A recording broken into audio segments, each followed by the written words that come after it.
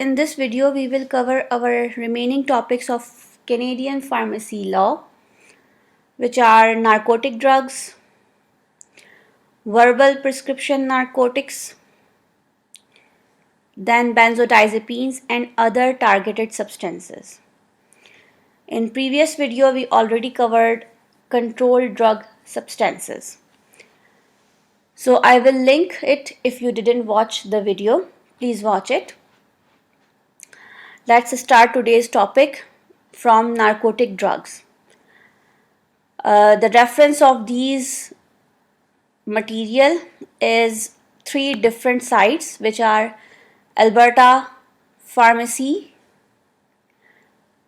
Alberta College of Pharmacy.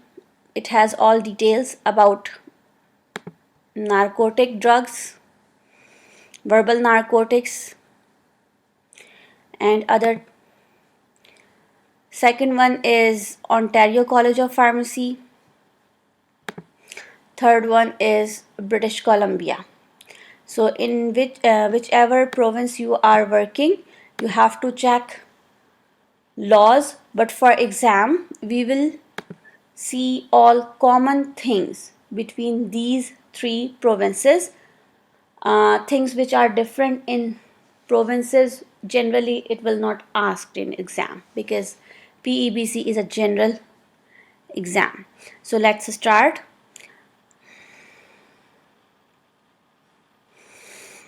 In narcotics drugs, you have to remember the example like buprenorphine, bromophenramine, codeine. Not all, but you have to remember some most important like hydromorphone, fentanyl, ketamine. Similarly, diphenoxylate, atropine, which comes under the name of Lomotil, methadone, morphine, oxycodone, pentazocine, naloxone, hydrocodone, Tylenol number 4. So Tylenol number 1, 2, 3 are categorized as other drugs, but Tylenol number 4, because of the ratio of codeine in Tylenol number 4, it comes under narcotic drugs. Similarly, ratiolenol tech number 4, which has 8 milligrams of codeine phosphate in it, it makes it under narcotic drug. Then cannabis. There are some brand name like Casamet, Cofilac that contains 2 drugs, normethadone and hydroxyephedrine. I put it here because in some websites there are brand name rather than generic. We have to remember few of them as much as we can. Next thing among these documents are prescription requirement. So written and faxed prescription are allowed, which is signed and dated by the authorized prescriber in Alberta only, physician, dentist, veterinarian, nurse practitioner, midwife and podiatrist in British Columbia. So just remember that written and faxed prescription are allowed. Verbal prescription are not permitted for narcotic drugs anywhere in any province of Canada. Note: Schedule 1A drug cannot be faxed. Exception: licensed facility. Schedule 1A drug cannot be prescribed by podiatrist in British Columbia. So this is a little detail which I keep for my information. If you are working in British Columbia, you have to remember it. Then dispensing record requirement. These needs to be noted by the pharmacist or anyone who is receiving prescription. or dispensing prescription. So name and address of the patient, name, strength, quantity and form of drug, manufacturer of drug, directions for use, name and address of prescriber, identification number of prescription, date of dispensing, signature of pharmacist and pharmacy technician, price charged, prescriber's registration number, patient identification number and type, number of refills when permitted must be indicated. So these things must be noted. It varies province to province, but in general, these points must be noted during dispensing. For sales record, it must be maintained in Narcotic and Controlled Drug Register, except dextropropoxyphene in British Columbia and Alberta. Or this sale record must be kept in computer from where printout must available for auditing purposes for at least 2 to 3 years. You don't have to remember word to word from here, but try to listen and keep it in mind. Next is verbal prescription narcotics. Verbal prescription narcotics can be described as preparation that are not for parenteral use, contain only one narcotic drug and two other additional medicinal ingredient in a therapeutic dose. Then may not contain diacetylmorphine, which is known as heroin, hydrocodone, methadone, oxycodone and pentazocine, because these are categorized as narcotic drugs. It can contain codeine up to 8 mg per solid oral dosage from or 20 mg to per 30 mg of liquid and 2 or more active non-narcotic drugs. Examples are bromophenramine. Now bromophenramine is also categorized as narcotic drugs. It must be depend upon the ratio of medicine in the final ingredient. Ratio of final ingredient in product. Then we have dextromethorphan, Tylenol 2 and Tylenol 3, Fiorinal C 1/4 and C 1/2,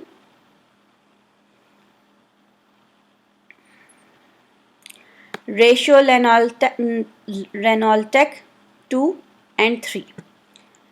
Remember that Tylenol 4 and ratio Renaltec number 4 are narcotic drugs. So it varies due to ratio of codeine in the final product. Then we have prescription requirement, which is applicable for all verbal narcotics, controlled drug substances, part 1, part 2, part 3 and benzodiazepines. So written and faxed or verbal prescription from an authorized prescriber is allowed. You have to remember that verbal prescription for narcotic drugs are not allowed. Other than that, verbal prescription for all controlled drug substance, benzodiazepines, verbal narcotics, it's allowed. Verbal prescriptions must be direct from prescriber to pharmacist. All verbal prescription must be reduced to writing by the pharmacist. Write all dispensing requirement, which we already discussed. In Alberta, only pharmacist will write, but in Ontario, a pharmacy student under the direct supervision of pharmacist can also write it. And in British Columbia, physician, dentist, veterinarian, nurse, podiatrist, even the midwife can also prescribe verbal prescription. So again, depends upon province you are working. Then purchase record, it is like applicable for all narcotics, verbal narcotics, CDS and benzodiazepine. So upon receiving, a pharmacist must record drug name, quantity received, date received, name and address of licensed dealer, pharmacist or hospital.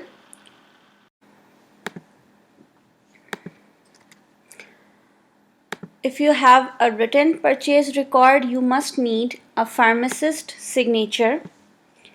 And if you receive a verbal or electronic purchase record, then the distributor required pharmacist ID. All electronic verbal orders must write and submit it to the distributor with pharmacist signature within 5 working days. That's all about narcotics, verbal narcotics. Now for benzodiazepines and other targeted substance. So the mark is C/T in a box at the upper left corner of label. Remember that for verbal narcotics and narcotics, they both have N in circle. Examples of benzodiazepines are all diazepines like oxazepam, lorazepam, clorazepate, florazepam, clobazam. So all Z-PAMs. Other than these Z-PAMs, we have ethyl chlorovinol, ethinamate, phencylamine, fenproporex, mazindol, mefenorex, maprobate, methylprednisolone, piprodol. That's it. These are few drugs which are out of benzodiazepines but considered as targeted substances. So just try to remember it. I made this table to simplify all things and remember it in the exam. So the table is stated as for narcotic regulations and benzodiazepines and targeted substances. So among narcotic drugs, we have straight narcotics, then narcotics preps or verbal narcotics. Prescription, written, all permitted. Verbal prescription for straight narcotic drugs are not allowed. Refills and repeat. So for narcotics, nor written nor verbal refills are allowed. You have to get a new prescription. For benzodiazepines, yes, it is allowed and it must be specified by the physician. Specified by the physician means what will be the interval, how much drug will be dispensed. These all things must be specified by the physician. Then for part fill, straight narcotics and narcotics in written form, it is permitted, specified by the physician. The physician will tell the total medication quantity each time you dispense in part fill and the interval between the part fill. Similarly with the benzodiazepines. Part fill for straight narcotics, verbal prescription is not allowed. Then transfer of narcotics are not allowed. But the unique thing about benzodiazepines is it is allowed once, only once. Okay. One more thing I forgot to mention here is The prescription for benzodiazepine is valid for only 1 year. So if a patient didn't appear within the 1 year, it will be automatically expired. Then for purchase record, you have to keep all the records in narcotic and controlled drug register. All sales record, restrictions record must be kept up to 2 to 3 years in narcotic and controlled drug register. Sales report for straight narcotics are required, other than that not required. And you will report all loss and theft reports to Office of Controlled Substance within 10 days for all the narcotics and benzodiazepines, even for controlled drug substances. Rest is the filing. I'm reading it, but you don't have to worry about it. The only thing you have to memorize for exam is this summary of this table for narcotics and benzodiazepines. So let me read about filing and then our topic will be complete. So a pharmacist or a pharmacy technician who engages in dispensing must ensure that their dispensing activity are recorded in a clear audit trail that identifies all individuals who were involved in the processing of a prescription and dispensing of the drug, the role of each individual. Then a license must ensure that written prescription, transaction record, compounding records, and repackaging records for all drugs that have been dispensed, compounded, or repackaged are filed systematically, retained at least for 2 to 3 years past the completion of drug therapy with regarding to the prescription, or for 45 months, 3.5 years for the date of first fill, whichever is the longest period. Prescription of narcotic and controlled drug must be filed separately from other prescriptions.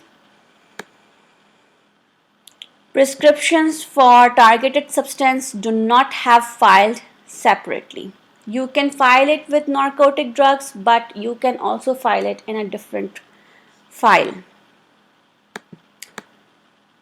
All prescriptions, whether in writing from the practitioner or received verbally and recorded by the pharmacist, must be filed in sequence according to date and prescription number or transaction number.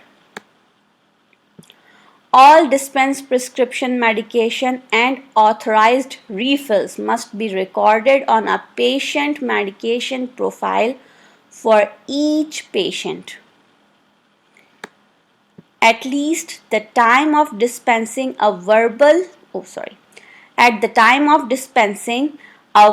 prescription narcotic, a controlled drugs and target substance pursuant to a verbal order, the written record must be included in patient's address, practitioner initial and address, form of drug, and name or initials of a pharmacist who transcribed the verbal order.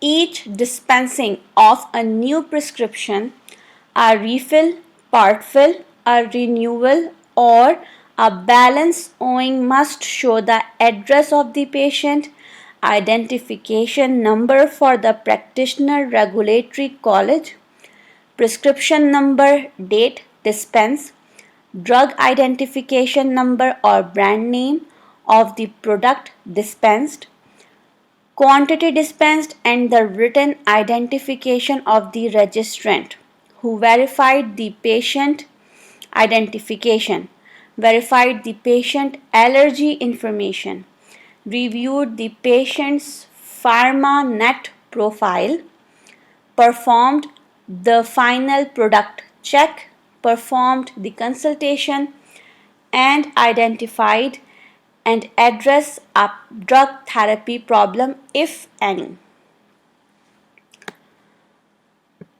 For methadone prescription, all part fill documentation must be recorded and filed with the original prescription. The methadone part fill accountability log, which the patient and pharmacist both sign at each part fill, may be used for this purpose. Documentation for each methadone part fill must show the prescription number, date dispensed, quantity dispensed, pharmacist initial, and patient signature. So remember that when you dispense methadone, the patient will also sign it. For all other narcotics and controlled drugs prescriptions, the part fill history does not have to be filed with the original prescription, provided that the software program allow tracking between the part fill and original prescription. A paper trail copy of the part fill prescription must be created and filed on the date of dispensing the part fill. Okay, so that's all for today. If you guys have some confusion, or you want to or you want to check details about the laws in your province, I will provide these links in the description. Please go through it. I made summary of all these three because they are almost same. Remember, for exam, once again you have to memorize this table. That's it. And don't worry about these important things. If you can remember it, that's very good. It will work in practice. But if you feel that it is very overwhelming, just leave it. No problem. Okay. Thanks for watching this video, and bye for now.